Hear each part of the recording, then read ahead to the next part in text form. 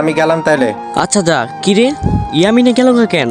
বুঝলাম না, ওরে কি কিক মারছো তুমি? না তো ভাই, ইয়ামিন ভাই তো ডাইরেক্ট অফলাইনে চলে গেছে। আচ্ছা ইয়ামিন যেহেতু গেছে গা, থাক মামা তাইলে আমিও যাইগা।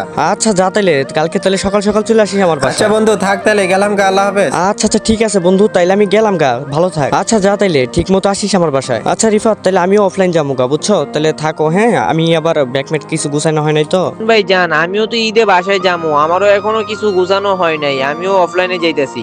গাইজ দেখো, যার বাপ মা নাই সেই শুধু বুঝে তার কষ্টটা, বুঝছো? যেমন ইয়ামিন পোলাটা, কি আর কইতাম গাইজ, ওর জন্য আমার অনেক খারাপ লাগতেছে।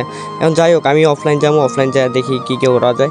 আরে রে, ইয়ামিন ইয়ামিন এখন অফলাইন কি করে, মানে অনলাইন কি আবার ইনভাইট দিতেছে? চলো গ্রুপে যাই ওর। কি রে ভাই, তুই এখনো গ্রুপে কেন? আরে বন্ধু বলিস না, এই কি করবো আর, রাহাদের লগে একটু আড্ডা ও দিতাছি। আচ্ছা, বুঝতে পারলাম। আচ্ছা মামা, তুই কি সত্যিই বাড়িতে বাসায় যাবি না? চল বন্ধু প্লিজ, আমি একটা রিকোয়েস্ট করতেছি, তুই আমার লগে বাসায় চল। না রে বন্ধু, যাবো না, তুই যা।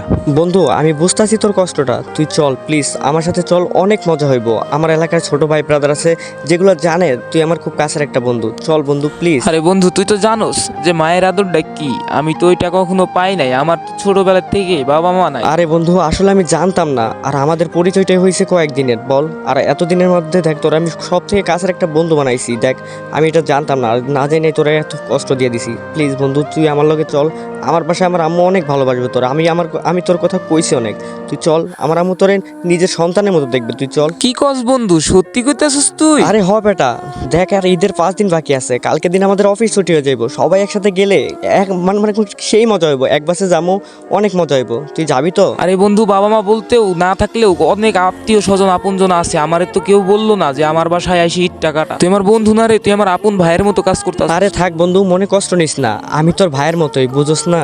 আর আমার বন্ধুত্ব ভাই, তোর আমি কি কইলাম, তুই আমার আজকে থেকে ভাই হয়ে গেলি রে। বন্ধু সত্যি তোর মতো বন্ধু পাওয়া অনেক ভাগ্যের ব্যাপার। সমস্যা নাই বন্ধু, আমি আমার আম্মুরে এখনই কল দিয়ে কইতাছি।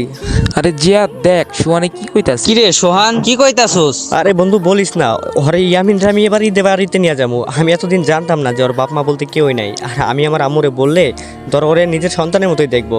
বল বন্ধু, এটা ভালো হইব? হইব না মানে 100% না, 1000% ভালো হইব। ইয়ামিন এত কিছু বাদ দিয়ে তাড়াতাড়ি ব্যাকম্যাক রেডি করে আমার রুমে চলে আয়। আচ্ছা বন্ধু ঠিক আছে। যাক ভাই, ওরে অনেক কষ্টে রাজি করাইছি। তো গাইস, আজকের ভিডিওটা দেখার পরে তোমরা কতটা ইমোশনাল হয়েছে এটা তোমরাই জানো, আর কি আল্লাহ জানে।